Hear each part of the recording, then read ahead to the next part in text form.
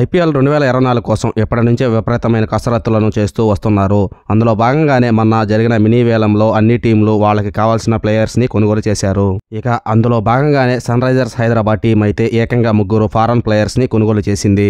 ముఖ్యంగా Pat Cummins కోసం 20.50 కోట్ల డబ్బులను కేటాయించడం అనేది కొంతమంది హైదరాబాద్ అభిమానులను తీవ్ర నిరాశపరిచింది. అయినప్పటికీ కమిన్స్ లాంటి ఒక మంచి ప్లేయర్ టీంలోకి వస్తే టీం స్ట్రాంగ్ అవుతుంది అనే కాన్ఫిడెంట్ తోనే హైదరాబాద్ టీం కమిన్స్ కోసం అన్ని డబ్బులు పెట్టినట్టుగా తెలుస్తుంది.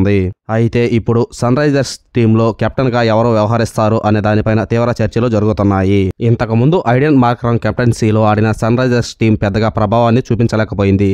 దాంతో సన్ రైజర్స్ టీం అతన్ని ఆల్టర్నేటర్ గా మరో కెప్టెన్ ని నియమించాలనే ఉద్దేశంలో ఉన్నట్లుగా తెలుస్తుంది. అందులో భాగంగానే మన జరిగిన వన్డే వరల్డ్ కప్ లో ఆస్ట్రేలియా టీం కి కెప్టెన్ గా ఉంటూ ఆ టీం కి వరల్డ్ కప్ అందించిన కమిన్స్ ని కొనుగోలు చేయడానికి గల కారణం అతన్ని కెప్టెన్ గా చేయాలనే ఉద్దేశంతోనే సన్ రైజర్స్ హైదరాబాద్ టీం అన్ని డబ్బులు పెట్టి ఆయన తీసుకున్నట్లుగా తెలుస్తుంది.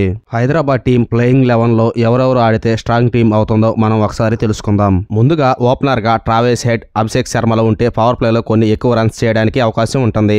ఎందుకంటే ట్రావిస్ హెడ్ చాలా మంచి హిట్టర్ కాబట్టి పవర్ ప్లేలో తనదే దూకుడుతో ఆడి టీంకి భారీ స్కోర్ చేస్తాడు అనడంలో ఎలాంటి సందేహం లేదు. ఇక నెంబర్ 3లో రాహుల్ త్రిపాఠి ఆడితే బాగుంటుంది. ఎందుకంటే రాహుల్ త్రిపాఠి కూడా మ్యాచ్ పొజిషన్ బట్టి గేమ్ ఆడతాడు కాబట్టి ఆయన నెంబర్ 3లో ఆడడం మంచిది. ఇక నెంబర్ 4లో ఐడెన్ మార్క్రమ్ ఆడితే టీం మిడిల్ ఆర్డర్ లో చాలా స్ట్రాంగ్ గా పర్ఫామ్ చేస్తుంది. ఇక నెంబర్ 5లో హెన్రిచ్ క్లాస్ అన్ని తీసుకుంటే వికెట్ కీపింగ్ తో పాటు ఇటు బ్యాటింగ్ లో కూడా తన సత్తా చూపించగల కెపాసిటీ ఉన్న ప్లేయర్. నెంబర్ 6లో అబ్దుల్ సమాద్ అయితే అటు హిట్టింగ్ చేయగలడు కాబట్టి చివర్లో హిట్టర్ బాగా పనికి వస్తాడు కాబట్టి ఆయన ఉంటే టీంకి బాగా హెల్ప్ అవుతుంది. నెంబర్ 7లో షాబాద్ అహ్మద్ అయితే బాగుంటుంది. ఇక నెంబర్ 8లో పాట్ కమిన్స్ వస్తే అటు బ్యాటింగ్ లోను ఇటు బౌలింగ్ లోను రెండింటికి కూడా ఆయన సమపాలలో న్యాయం చేయగలడు. అలాగే కెప్టెన్సీ బాధ్యతల్ని తనకి అప్పగించినా కూడా చాలా సక్సెస్ఫుల్ గా టీం ని ముందుకు తీసుకెళ్లాడనే కాన్ఫిడెంట్ అయితే అందరికీ ఉంది.